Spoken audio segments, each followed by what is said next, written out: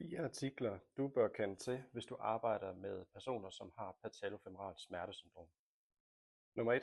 Det første studie fra Langhorst, som målte på igennem et review omkring faktorer, som er associeret med oplevelsen af patellofemorale smertesyndrom. Hvor mange fandt han?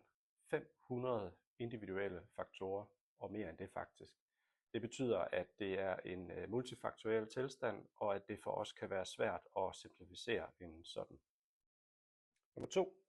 De Oliveira Silva fandt i hendes studie en sammenhæng mellem kinesiofobi, som var mere signifikant end det biomekaniske load igennem hverdagen.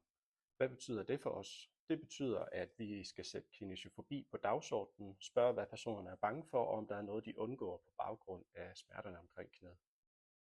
Passinato, nummer 3, fra 2017, hvor han målte på pain pressure threshold omkring personer, som ikke havde smerter, og personer med patellofemorale smerter. Der var en signifikant nedsat tolerance for den her mekaniske trykpåvirkning, og det betyder, og det var flere steder på kroppen. Og hvad betyder det?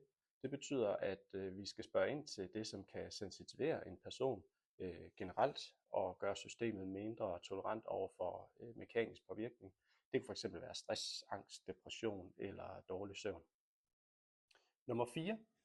Barton et al. Lavede i 2015 en practical guideline, hvor han samlede det bedste evidens, vi har til håndtering af patellofemoralt smertesyndrom. Nummer 1 i den guideline, det var, at vi skal huske på, at det er en multifaktoriel tilstand, og vores target derfor godt kan brede sig ud i forhold til, hvad individet oplever som værende et problem. Det andet i guidelinen var, at hvis vi har nogle erfaringer, eller patienten har nogle erfaringer, som kan virke lindrende for knæsmerterne, så brug dem. Brug dem ikke for at fikse, men brug dem for at styrke terapeutalliancen.